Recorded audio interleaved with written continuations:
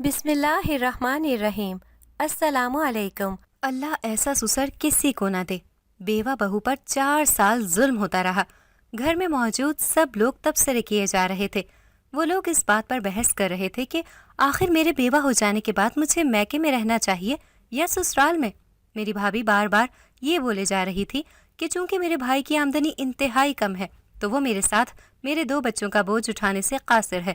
میرا بھائی بھی کسی نہ کسی طرح میرے سسر سے یہ اصرار کیا جا رہا تھا کہ آپ نائلہ کو اسی گھر میں جگہ دے دیں، ہمیشہ ہمیشہ کے لیے۔ میری امی بیچاری انتہائی خاموش بیٹھی تھی، شاید وہ کچھ بولنے کی پوزیشن میں نہ تھی۔ وہ بھی بھائی بھابھی کے آسرے پر زندگی گزار رہی تھی۔ میں چپ چاپ سر جھکا کر بیٹھی تھی۔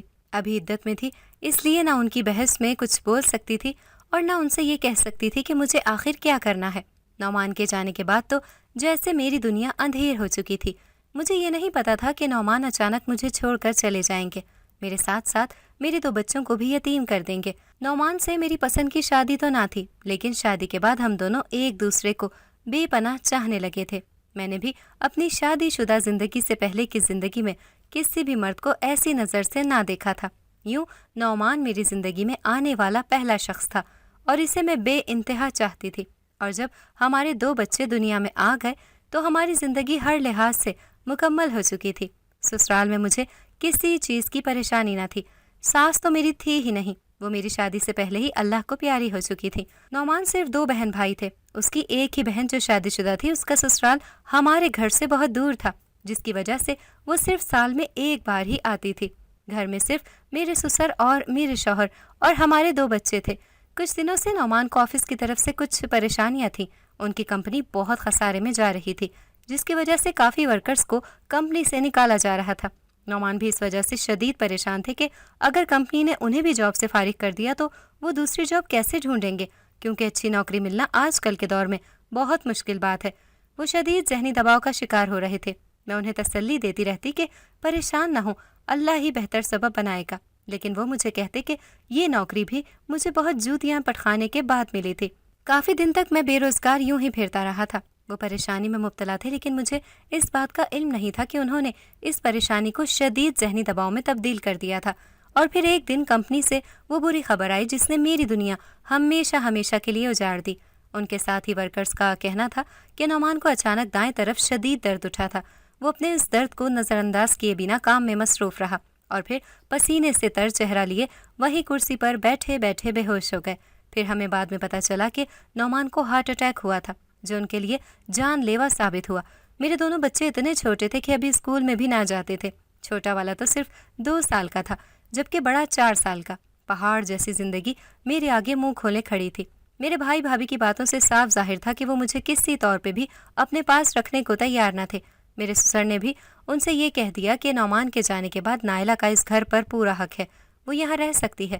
میرے بھائی اور بھابھی یہ بات سن کر خوش ہو گئے اور میرے سسر کو کہنے لگے کہ آپ کتنے بڑے دل کے ہیں جو اپنی بہو اور اپنے پوتوں کا اتنا خیال کر رہے ہیں۔ میرے سسر پہلے آرمی میں نوکری کرتے تھے۔ اپنی ریٹائرمنٹ کے بعد وہ آزاد زندگی گزار رہے تھے۔ ویسے بھی ان کی پینشن سے ملنے والی رقم اتنی تھی کہ اگر وہ اپنے ساتھ کسی 3 بندوں کو پال بھی لیتے تو انہیں کوئی فرق نہ پڑتا تھا، لیکن وہ انتہائی درجے کے کنجوس واقع ہوئے تھے، کیونکہ اپنی پینشن ساری وہ بینک میں رکھواتے اور ہمیں 1 پائی تک نہ دیتے تھے۔ نعمان حالانکہ کبھی کبھی مالی پریشانیوں میں بھی مبتلا ہو جاتے تھے، لیکن پھر بھی انہیں نعمان پر کوئی ترس نہ آتا، بلکہ ڈھٹائی سے کہتے کہ اپنی بیوی بچوں کا پورا کرنا تمہاری ذمہ داری ہے، میری نہیں۔ مجھے ان کی باتیں سن کر انتہائی غصہ آتا، لیکن کچھ کہنے کی ہمت نہ تھی کیونکہ ان کی شکل انتہائی روب دار تھی۔ نعمان اور میں اپنے دونوں بچوں کے ساتھ اوپر والے پورشن میں رہتے تھے، جبکہ میرے سسر نیچے اپنے کمرے میں رہتے تھے۔ میں تینوں ٹائم کا کھانا انہیں ان کے کمرے میں پہنچا دیتی اور چائے وغیرہ بھی ان کے کمرے میں دے آتی تھی۔ کبھی کبھی تنگ آ کر میں نعمان کو کہتی کہ ہم ان کی اتنی خدمت کرتے ہیں، لیکن وہ اپنی آمدنی میں سے ہم پر 1 پائی خرچ کرنے کو تیار نہیں ہوتے، تو نعمان مجھے سمجھاتے کہ آخر انہوں نے اپنی دولت کا کرنا ہی کیا ہے، وہ سب ہمارے لیے ہی تو جمع کر رہے ہیں۔ یہ باتیں سن کر میں خاموش ہو جاتی اور مجھے نعمان کی باتیں سچ لگنے لگتی۔ اب جب کہ نعمان کے جانے کے بعد وہ مجھے اوپر والا پورشن دینے کو تیار تھے تو ان کی بات پر میری امی تو بیچاری کچھ نہ بولی، لیکن میرے بھائی بھابھی کی بانچیں کھل چکی تھیں۔ میری بھابھی شاید اس وجہ سے خوش ہو رہی تھیں کہ بیوہ نند ان کے گھر پر آ کر نہ رہنے لگے۔ اب جب کہ میرے سسر نے یہ بول دیا تھا کہ نائلہ اور اس کے بچے اوپر والے پورشن میں ہمیشہ ہمیشہ کے لیے رہیں گے، تو ان کے سر سے بلا ٹل چکی تھی۔ میری امی کی طرح میں بھی یہ سوچ رہی تھی کہ میرے سسر کے ساتھ وہ میرا پہلا والا رشتہ نہ رہا تھا، نعمان کے جاتے ہی وہ رشتہ بھی میرے لیے ختم ہو چکا تھا، لیکن ہاں، وہ میرے بچوں کے دادا تھے۔ لیکن میں امی کی مجبوری سمجھ چکی تھی کہ وہ بھائی کے آگے کچھ بھی نہ کہہ سکتی تھی۔ میں ابھی عدت میں تھی، اس لیے نہ باہر جا سکتی تھی اور نہ ہی کسی غیر کے آگے آ سکتی تھی، اس لیے چپ چاپ اپنی زندگی کا فیصلہ ہوتے دیکھ رہی تھی۔ میری نند نعمان کے مرنے پہ نہ آ سکی تھی، اس کے بچہ ہونے والا تھا اور ڈیلیوری میں صرف 2 دن رہتے تھے، لیکن اس بیچاری کا صدمے سے بہت برا حال تھا۔ جوان بھائی کی وفات کی خبر سن کر اس کی حالت ویسے ہی خراب ہو گئی تھی۔ پھر امی بھائی میرے سر پر ہاتھ رکھ کر رخصت ہو گئے۔ جاتے جاتے امی نے مجھے تاکید کی کہ کوئی بھی پریشانی ہو تم نے فوراً مجھے بتا دینا ہے۔ میں اپنی امی کی بات سن کر سوچ رہی تھی کہ زندگی میں پریشانیوں کے سوا بچا ہی کیا ہے۔ ان لوگوں کے جانے کے بعد میں اس بات پر پریشان تھی کہ میں اکیلی بھلا اس گھر میں کیسے رہوں گی۔ میرے سسر تو نیچے والے پورشن میں ہی رہتے تھے، وہ کبھی بھی اوپر نہ آتے تھے، بلکہ میں کھانا دینے یا چائے دینے کی وجہ سے نیچے چلی جاتی تھی اور بچے بھی کھیلنے کی وجہ سے نیچے چلے جاتے تھے۔ لیکن میرے سسر کو بچوں میں کوئی خاص دلچسپی نہ تھی، اس لیے وہ تھوڑی دیر بعد بچوں کو کہتے کہ اوپر جاؤ اپنی ماں کے پاس، اور لوگوں کی طرح وہ بچوں سے کوئی خاص پیار نہ کرتے تھے۔ نعمان مجھے کہتے کہ شاید وہ اپنی آرمی جیسی لائف گزار کر آئے ہیں، تو اس لیے سنجیدہ طبیعت کے مالک ہیں۔ اب میں اپنی چھوٹی چھوٹی ضرورتیں پوری کرنے کے لیے اپنے سسر کی محتاج ہو چکی تھی۔ پھر میں یہ سوچنے لگی کہ اب مجھے نئے سرے سے زندگی گزارنی ہوگی۔ نعمان کے جانے کے بعد اب مجھے یہ ساری ذمہ داری اکیلے اٹھانی ہوگی۔ پھر میں اٹھی اور کچن میں جا کر کھانا بنانے لگی۔ میں سوچنے لگی کہ بچوں کے اٹھنے سے پہلے ہی کھانا بنا کر تیار کر لیتی ہوں۔ جلدی جلدی سارا کھانا بنا کر میں نے رکھ دیا تھا۔ پھر میں سوچنے لگی کہ پہلے کی طرح مجھے اپنے سسر کے لیے کھانا لے کر نیچے جانا ہوگا۔ پہلے کی بات اور تھی، لیکن اب مجھے نیچے جانا عجیب سا لگ رہا تھا۔ لیکن پھر میرے دل میں خیال آیا کہ آخر یہ پیسوں کے لیے مجھے اپنے سسر کے سامنے ہی تو ہاتھ پھیلانا پڑے گا، تو ان کو کھانا وغیرہ دینے میں کیا مذائقہ ہے۔ یہی سوچ کر میں نے ایک ٹرے میں سارا کھانا رکھا اور اپنے سسر کو دینے کی غرض سے نیچے آ گئی۔ میں نے ان کے کمرے میں ان کے بیڈ پر کھانا رکھ دیا۔ کمرے کے باتھ روم میں سے پانی گرنے کی آوازیں آ رہی تھی، شاید وہ نہا رہے تھے۔ میں نے سوچا کہ جب تک وہ نہا کر آئیں گے تو کھانا ٹھنڈا ہو چکا ہوگا۔ یہی سوچ کر میں نے کھانا اٹھایا اور واپس مڑنے ہی لگی تھی کہ باتھ روم کا دروازہ ایک دم سے کھلا تھا۔ شاید میرے سسر نہا کر فارغ ہو گئے تھے۔ میرے ہاتھوں میں کھانے کی ٹرے تھی، انہوں نے صرف شلوار پہن رکھی تھی، جبکہ ان کے جسم پر کوئی دوسرا کپڑا موجود نہ تھا۔ میں نے اپنی نظریں جھکا لی، پھر انہیں کہنے لگی کہ انکل میں آپ کے لیے کھانا لائی تھی۔ انہوں نے مجھے کہا کہ کھانا بیڈ پر رکھ دو۔ میں نے وہ کھانا ان کے بیڈ پر رکھا۔ میں واپس مڑنے ہی لگی تھی کہ اچانک سے اپنے پیچھے کھڑے اپنے سسر سے ٹکرا گئی۔ مجھے نہیں پتا تھا کہ وہ بالکل میرے پیچھے کھڑے ہو گئے تھے۔ میرے سسر مجھ سے معذرت کرنے لگے کہ میں اپنا چشمہ اٹھا رہا تھا۔ میں جلدی سے گھبرا کر باہر آ گئی۔ مجھے بڑا عجیب سا محسوس ہو رہا تھا۔ میں اوپر والے پورشن میں اپنے کمرے میں آ گئی۔ کچن میں سارا راشن ہی ختم ہونے والا تھا۔ میں سوچ رہی تھی کہ سسر جی سے کہتی ہوں کہ راشن ڈلوا دیں۔ میں اس موقع کی تلاش میں تھی کہ ان سے بات کروں۔ دونوں بچے جاگ رہے تھے، اس لیے ان کے سامنے بہت سارے کھلونے رکھ کر انہیں کھیلنے کے وہم میں لگا دیا اور خود راشن کا کہنے کے لیے نیچے سسر جی کے کمرے میں چلی آئی۔ وہ بستر پر لیٹے ہوئے تھے لیکن جاگ رہے تھے۔ کمرے میں اندھیرا سا ہو رہا تھا۔ تبھی میں نے دھیمے سے انہیں آواز لگائی، انکل مجھے آپ سے کچھ بات کرنی ہے۔ وہ میری آواز سن کر ایک دم اٹھ کر بیٹھ گئے، پھر مجھے اشارہ کرنے لگے کہ یہاں آ جاؤ، جو بھی بات کرنی ہے سکون سے بیٹھ کر کرو میرے پاس۔ مجھے تھوڑا عجیب لگا، لیکن راشن کی بات کرنی بھی ضروری تھی، اس لیے چپ چاپ جا کر ان کے سامنے دوسری طرف بیڈ پر بیٹھ گئی۔ کمرے کا ماحول عجیب سا خوابناک ہو رہا تھا۔ پھر میں جلدی سے ان سے کہنے لگی کہ انکل کچن کا راشن سارا ختم ہو چکا ہے، آپ کی مہربانی ہوگی اگر آپ ڈلوا دیں گے تو میری بات سن کر وہ کہنے لگے، کیوں نہیں، میں نے تمہاری ذمہ داری اٹھائی ہے، اب تمہیں کسی چیز کی بھی پریشانی ہو تو بلا جھجک مجھ سے کہہ سکتی ہو۔ ان کی نظریں مجھ پر جمی ہوئی تھی۔ میں نظر جھکا کر بیٹھی تھی، تبھی وہ مجھ سے کہنے لگے، نائلہ تمہیں شوہر کی کمی تو محسوس ہوتی ہوگی۔ ان کا لہجہ مجھے کچھ معنی خیز سا محسوس ہو رہا تھا، تو میں نے نظریں جھکا لیں اور ان سے کہنے لگی، انکل کیوں نہیں، میں نعمان کی کمی ہر لمحہ محسوس کرتی ہوں۔ ان کے جانے کے بعد تو میری زندگی کا مقصد ہی جیسے ختم ہو گیا ہے۔ میں اداس اور رنجیدہ لہجے میں انہیں بتا رہی تھی۔ پھر وہ مجھ سے کہنے لگے، مجھے بھی ہر لمحہ خورشیدہ کی کمی محسوس ہوتی ہے، اس کو مرے ہوئے کتنے سال گزر گئے، لیکن میرے دل میں کبھی دوسری شادی کا خیال نہ آیا، حالانکہ مجھے بیوی کی کافی ضرورت تھی۔ تم بھی دیکھ لو میں کتنا صحت مند اور فٹ رکھتا ہوں، تم نے بھی کبھی یہ نہ سوچا کہ میری زندگی میں کسی عورت کو ہی لے آؤ۔ وہ میری توجہ اپنے اوپر مرکوز کرانا چاہتے تھے، تب بھی میں یہ سوچنے لگی کہ بے شک ان کی عمر زیادہ تھی، لیکن وہ کہیں سے بھی بوڑھے نظر نہیں آتے تھے۔ میں جلدی جلدی سے وہاں سے اٹھنا چاہ رہی تھی، تبھی اچانک سے انہوں نے میرے ہاتھ کے اوپر اپنا ہاتھ رکھ دیا اور مجھ سے کہنے لگے، تم کسی بھی چیز کے لیے پریشان مت ہونا، اور تمہاری جو بھی خواہش ہو پریشانی ہو مجھے آ کر بتا سکتی ہو، میں تمہارا ضرور ہر چیز کا مداوع کر سکتا ہوں۔ ان کے ہاتھ میرے ہاتھوں پر دھرے تھے اور مجھے بڑا عجیب لگ رہا تھا، تبھی میں نے دھیرے سے ہاتھ کھینچ کر پیچھے کر لیا اور جلدی سے بیڈ سے اٹھ کر کھڑی ہو گئی۔ پھر ان سے کہنے لگی کہ انکل آپ ضرور راشن ڈلوا دیجیے گا۔ یہ کہہ کر میں فوراً ہی سیڑھیاں چڑھتی ہوئی اوپر آ گئی۔ ان کا لمس مجھے ابھی بھی اپنے ہاتھوں پر محسوس ہو رہا تھا اور مجھے بالکل بھی اچھا نہیں لگ رہا تھا۔ پھر نہ جانے کیوں میں آ کر واش بیسن میں اپنے ہاتھ صابن سے دھونے لگی۔ نعمان کے جانے کے بعد اب میری زندگی میں کوئی خواہش، کوئی حسرت باقی نہ بچی تھی اور میں پوری زندگی ان کے نام پر گزارنا چاہتی تھی۔ دوسرے دن سسر جی نے ڈھیروں راشن لا کر کچن بھر دیا۔ بے شک پیسوں کی تو ان کے پاس کوئی کمی نہ تھی۔ اتنے سالوں سے پینشن کے نام پر جو رقم آ رہی تھی وہ بینک اکاؤنٹ میں ان کے نام سے محفوظ تھی۔ وہ بچوں کے لیے بھی ڈھیروں چیزیں لائے تھے جنہیں دیکھ کر بچے بے تحاشا خوش تھے۔ میں سوچنے لگی کہ نعمان کی زندگی میں تو انہوں نے کبھی میرے بچوں پر یہ مہربانی نہ کی تھی۔ شاید یہ سوچ کر رہے ہیں کہ یہ بچے یتیم ہو چکے ہیں۔ میں نے سارا راشن کچن میں سیٹ کر دیا تھا۔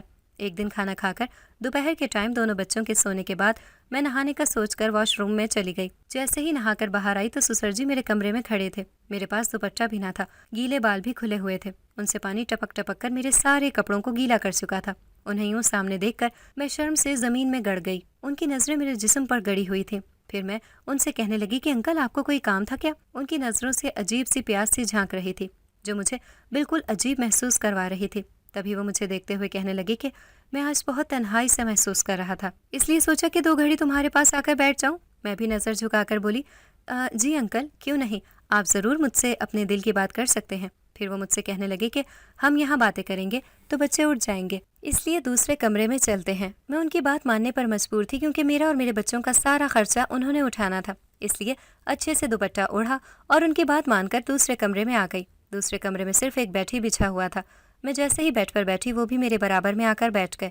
پھر مجھ سے کہنے لگے کہ آج مجھے بہت زیادہ خورشیدہ کی یاد آ رہی ہے۔ جب وہ زندہ تھی تو اس نے کبھی مجھے کسی چیز کی کمی محسوس نہیں ہونے دی۔ میں یہ چاہتا ہوں کہ ان کی کمی تم پوری کر دو۔ پھر انہوں نے میرا ہاتھ تھام لیا اور مجھے کہنے لگے دیکھو، معاشرے میں میری بڑی عزت اور مقام ہے، سب لوگ مجھے عزت کی نگاہ سے دیکھتے ہیں۔ میں نہیں چاہتا کہ کل کو میرے بارے میں کوئی یہ کہے کہ میں نے اپنی جوان بہو کو اپنے ساتھ رکھا ہوا ہے، اس لیے تم گھر کی باتیں کسی کے سامنے نہیں کرو گی اور نہ زیادہ یہاں کسی عورت کو منہ لگا کر اسے گھر بلاؤ گی۔ مجھے عورتوں کا آنا جانا زیادہ پسند نہیں ہے۔ میں ان کی بات حیرت سے سن رہی تھی اور ان کے اچانک میرا ہاتھ پکڑنے پر حیرت زدہ بھی تھی۔ میں نے دھیرے سے اپنا ہاتھ چھڑوایا، پھر سر جھکا کر کہنے لگی کہ انکل آپ فکر نہ کریں، جیسا آپ کہیں گے میں ویسا ہی کروں گی۔ آپ نے میرے اور میرے بچوں کی ذمہ داری اٹھائی ہے، اس لیے میں آپ کی احسان مند ہوں۔ میرے جسم کو پیاسی نگاہوں سے دیکھنے لگے۔ میرا دل بری طرح دھک دھک کرنے لگا کیونکہ ان کی نظریں مجھے بالکل بدلی ہوئی محسوس ہو رہی تھیں۔ پھر وہ دھیرے سے سرک کر بالکل میرے قریب آ گئے اور میرے پیٹھ پر ہاتھ پھیرنے لگے۔ میں ایک دم جھٹکے سے اٹھ گئی اور تیز لہجے میں ان سے کہنے لگی کہ انکل یہ آپ کیا کر رہے ہیں؟ میرے منہ سے گھٹی گھٹی سی آواز نکلی تھی کیونکہ مجھے ایسا لگ رہا تھا جیسے وہ کچھ میرے ساتھ غلط کرنا چاہتے ہیں۔ پھر وہ بھی اٹھ کر میرے سامنے آ گئے اور مجھے کہنے لگے کہ دیکھو، شروع میں تو تمہیں عجیب لگے گا لیکن آہستہ آہستہ تمہیں اس چیز کی عادت ہو جائے گی۔ وہ مجھے کیا سمجھانا چاہ رہے تھے میں اچھی طرح سمجھ گئی تھی، لیکن پھر بھی میں سمجھنا نہیں چاہتی تھی۔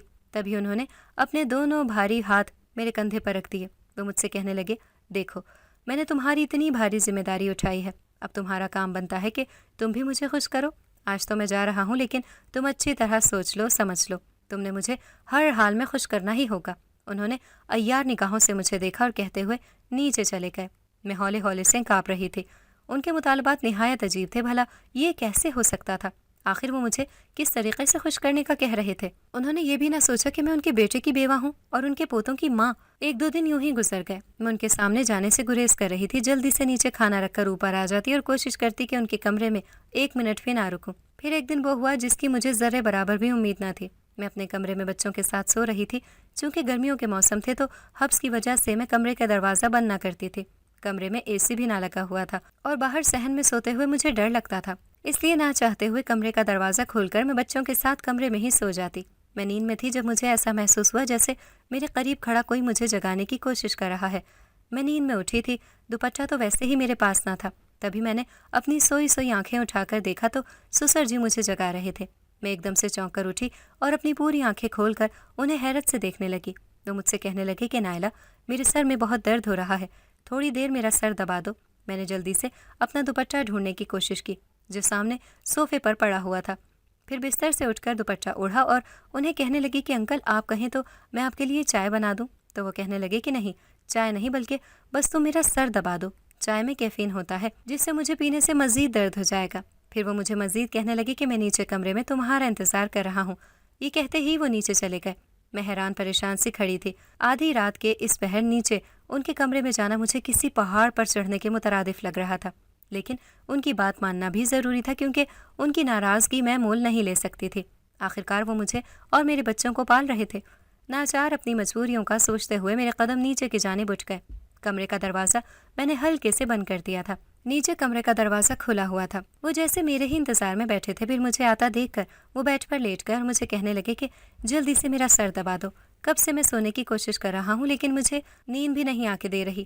میں دھیرے سے ان کے سرہانے بیٹھی اور ہلکے ہلکے سے ان کے سر کو دبانے لگی۔ تھوڑی دیر تک میں سر دباتی رہی، پھر اچانک سے انہوں نے اپنا سر اٹھا کر میری گود میں رکھ دیا۔ میرا دل سوکھے پتے کی طرح کانپ رہا تھا۔ وہ یہ کیا کر رہے تھے میرے ساتھ؟ مجھے کچھ سمجھ نہیں آ رہا تھا۔ کیا وہ مجھ سے کوئی غلط قسم کے تعلقات بنانا چاہتے تھے؟ میں دھیرے سے اٹھنے ہی لگی تھی کہ اچانک انہوں نے ایک جھٹکے سے مجھے کھینچ کر اپنے اوپر گرا لیا۔ تبھی میں نے زور لگا کر ان سے اپنے آپ کو چھڑانے کی کوشش کی، لیکن ان کا وجود طاقتور تھا۔ انہوں نے مجھے اس زور سے جکڑا ہوا تھا کہ میں باوجود کوشش کے اپنے آپ کو نہ چھڑا سکی۔ پھر ان سے کہنے لگی کہ انکل، یہ آپ کیا کر رہے ہیں؟ آپ ایسی گندی حرکتیں میرے ساتھ بھلا کیسے کر سکتے ہیں؟ میں آپ کے مرے ہوئے بیٹے کی بیوہ ہوں، کم از کم اس بیٹے کا ہی خیال کر لیں۔ تو وہ مجھے ہوس زدہ لہجے میں کہنے لگے، تمہارا میرے بیٹے کے ساتھ رشتہ جب تک تھا جب تک تم اس کی بیوی تھی، اس وقت تم میری بہو تھی، لیکن جیسے ہی میرا بیٹا مرا تم صرف میرے لیے غیر ہو۔ اگر تمہیں اس گھر میں رہنا ہے تو میرے مطالبات ماننے ہی پڑیں گے۔ انہوں نے ایک جھٹکا دے کر مجھے بیڈ پر گرا دیا۔ انہوں نے میرے وجود کو بالکل بے بس کر دیا تھا۔ میں کسی زخمی پرندے کی طرح پھڑپھڑا رہی تھی۔ ان کو اپنی زندگی میں اتنے سالوں بعد کوئی عورت ملی تھی۔ ساری کسر انہوں نے میرے اوپر نکال دی۔ آخرکار انہوں نے جس مقصد کے لیے مجھے استعمال کرنا تھا وہ آج اپنے اس مقصد میں کامیاب ہو چکے تھے۔ میں بالکل بے بس سی ان کے بیڈ پر پڑی تھی۔ جب ان کا مجھ سے دل بھر گیا تو وہ مجھے کہنے لگے کہ جاؤ، اب تم اوپر جاؤ، اور خبردار جو تم نے کسی کو اس بارے میں بتایا تو۔ ویسے بھی لوگوں کو تو پتہ ہی ہے میں کتنا نیک ہوں، اس محلے میں میری عزت اور مقام ہے۔ اگر تم نے کسی کے سامنے بھی اپنی زبان کھولی تو میں سب لوگوں کو یہی کہوں گا کہ شوہر کے مرنے کے بعد تم مجھ سے اپنے ازدواجی تعلقات بنانا چاہتی تھی، اور تمہاری بدکرداری ثابت کرنے میں میں چند منٹ بھی نہ لگاؤں گا۔ میں اپنا زخمی وجود لیے اوپر سیڑھیوں سے چل کر اپنے کمرے میں آ گئی۔ میرے دونوں معصوم بچے بے خبر سو رہے تھے۔ انہیں یہ معلوم نہ تھا کہ ان کی ماں کے اوپر کیا قیامت گزر چکی ہے۔ پھر میں واش روم میں چلی گئی نہانے کے لیے۔ مجھے اپنے وجود سے بے حد گھن محسوس ہو رہی تھی۔ دوسری صبح اس سے بھی زیادہ اذیتناک تھی۔ میں اپنے زخمی وجود کو لیے کچن میں ناشتہ بنا رہی تھی۔ میرا دل بھی نہیں چاہ رہا تھا کہ میں نیچے جا کر اپنے سسر کو ناشتہ دوں، کیونکہ مجھے اچھی طرح معلوم ہو گیا تھا کہ انہوں نے مجھے اس گھر میں رکھ کر اپنا کتنا بڑا فائدہ سوچا تھا، اور اپنے اس فائدے کو اب حاصل کر چکے تھے۔ جب میں نیچے نہ گئی تو وہ خود ہی اوپر آ گئے۔ مجھے کچن میں آ کر کہنے لگے کہ تم آج ناشتہ لے کر نیچے کیوں نہیں آئی؟ تو میں نے ان کی بات کا کوئی جواب نہ دیا۔ پھر وہ مجھے دھیرے سے کہنے لگے کہ دیکھو، رات کو جو بھی ہوا بھول جاؤ، اپنی زندگی عیش میں گزارو، کھاؤ پیو مزے کرو۔ اگر مجھے یوں ہی خوش کرتی رہی تو میں تمہیں بہت عیش کرواؤں گا۔ میں نے ان کی بات سن کر نفرت سے اپنا منہ موڑ لیا، پھر چپ چاپ ناشتہ رکھ کر ان کی ٹرے میں دے دیا۔ اب تو جیسے میری زندگی کا نیا عذاب شروع ہو چکا تھا۔ گھر میں کوئی آدمی عورت نہ آتا اور نہ جاتا تھا۔ اب وہ ہفتے میں 1 یا 2 بار میرے ساتھ یہی کرنے لگے۔ کئی بار دل میں خیال آیا کہ اپنی امی اور بھائی کو اپنے سسر کی اصلیت کے بارے میں بتا کر ہمیشہ ہمیشہ کے لیے اپنے بچوں کو لے کر اس گھر سے چلی جاؤں، لیکن پھر یہ سوچ کر ڈر جاتی کہ کہیں میرے سسر بھائی کو یہ نہ کہہ دیں کہ میرا ہی کردار برا ہے، اور پھر انہوں نے اتنے سالوں سے شادی بھی تو نہ کی تھی۔ اکثر لوگ انہیں یہی کہتے کہ انہوں نے اپنی زندگی میں سوائے ایک عورت کے کسی دوسری عورت سے پیار نہ کیا تھا، لیکن لوگ یہ نہیں جانتے تھے کہ وہ اپنے دل میں کس قدر غلاظت پال رہے تھے۔ دن یوں ہی گزر رہے تھے اور میں ہر روز اس غلیظ ماحول میں گھٹتی رہی، جو دن بدن میرے لیے اذیت ناک ہوتا جا رہا تھا۔ انہوں نے میرے بچوں کو شہر کے سب سے مشہور اسکول میں داخل بھی کروا دیا تھا۔ ان کا کہنا تھا کہ اگر میں ان کے مطالبات ایسے ہی مانتی رہی تو وہ میرے بچوں کو یوں ہی عیاشی کراتے رہیں گے ساری زندگی۔ لیکن میں اندر سے ختم ہوتی جا رہی تھی۔ مجھے ایسا لگتا ہے جیسے میں کسی نہ کسی دن زہر کی گولیاں کھا کر اپنے آپ کو ختم کر لوں گی۔ ہر دوسرے دن ان کے بستر پر جانا مجھے ایسے لگتا ہے جیسے میں جلتے ہوئے شعلوں پر قدم رکھ رہی ہوں۔ میں ہر روز آگ کی بھٹی میں جلتی اور میری روح اس میں بھسم ہو جاتی۔ مجھے جینے سے زیادہ مرنا آسان لگنے لگا تھا۔ پھر ایک دن وہ ہوا جس کی مجھے رتی بھر بھی امید نہ تھی۔ ایک دن جب بچے اسکول گئے ہوئے تھے، میرے سسر مجھے کمرے میں بلا رہے تھے۔ میرا دل چاہ رہا تھا کہ میں کچن میں رکھی چھری سے ان کا خون کر دوں۔ 4 سال سے یہ عذاب جھیل رہی تھی، اب میری بس ہو چکی تھی۔ وہ مجھے کھینچ کر اپنے کمرے میں لے جا رہے تھے۔ غلطی سے شاید انہوں نے گیٹ کھلا چھوڑ دیا تھا۔ وہ مجھے یوں کھینچ رہے تھے اور گیٹ سے کب میری نند اندر آئی مجھے کچھ پتہ نہ چلا۔ وہ اپنی آنکھوں سے اپنے باپ کو میرے ساتھ میں زور زبردستی کرتے ہوئے دیکھ چکی تھی۔ اس کی آنکھوں میں اپنے باپ کے لیے سخت نفرت تھی۔ میں جو روتے ہوئے گڑ گڑاتے ہوئے ان کے آگے ہاتھ جوڑ رہی تھی، کہ انکل خدا کے لیے بس کر دیں، اپنے ساتھ مجھے بھی گناہ گار نہ کریں، لیکن وہ بدستور میرے وجود کو زور زبردستی کر کے اپنے کمرے میں لے جا رہے تھے۔ میری نند یہ سارا منظر اپنی آنکھوں سے دیکھ چکی تھی۔ اس نے نفرت سے زمین پر تھوک دیا، پھر اپنے باپ کو کہنے لگی کہ میں یہ سوچتی تھی کہ میرا باپ کتنا بڑا دل کا شخص ہے، جس نے بیٹے کے مرنے کے بعد اپنی بیوہ بہو اور بچوں کی ذمہ داری اٹھا لی ہے، لیکن میں یہ نہیں جانتی تھی کہ آپ کے اندر اتنی غلاظت بھری ہوئی ہے، اور بھائی کی بیوہ کو آپ نے کس مقصد کے لیے اس گھر میں رکھا ہے؟ کاش آپ نے بھابھی کو غلیظ نظروں سے دیکھنے کی بجائے اسے ایک بیٹی کی نظر سے دیکھا ہوتا۔ میرا دل یہ دیکھ کر کرچی کرچی ہو گیا ہے کہ جس باپ کی میں اتنی عزت کرتی تھی، آج وہ میری نظروں سے ہمیشہ ہمیشہ کے لیے گر گیا ہے۔ اب میں آپ سے کہتی ہوں کہ میرا آپ سے آج کے بعد کوئی رشتہ نہیں ہے، اور بھول جانا کہ آپ کی اس دنیا میں کوئی بیٹی بھی تھی، کیونکہ جو شخص دوسروں کی بیٹی کو برباد کر کے رکھتے وہ شخص انسان نہیں بلکہ جانور کہلانے کے لائق ہے۔ میری نند روتی ہوئی وہاں سے چلی گئی۔ میرا سسر، جس کو ابھی تک اس رشتے کا احساس نہ ہوا تھا، وہ زمین کو ایسے دیکھ رہا تھا جیسے وہیں دفن ہو جائے گا۔ پھر ایک دن وہ سب کچھ کہیں چھوڑ چھاڑ کر چلا گیا۔ کسی کو کچھ پتہ نہ چل سکا کہ آخر وہ کہاں چلے گئے تھے، لیکن ان کے کمرے میں کاغذ ضرور تھا جس پر ایک وصیت درج تھی کہ انہوں نے اپنا سب کچھ میرے اور میرے بچوں کے نام کر دیا تھا۔ اگر آپ کو ہماری آج کی کہانی پسند آئی ہے تو اسے لائک کریں، شیئر کریں اور چینل کو سبسکرائب کرنا مت بھولیے گا، تاکہ آپ کو ہر نئی آنے والی ویڈیو کا نوٹیفیکیشن بر وقت ملتا رہے۔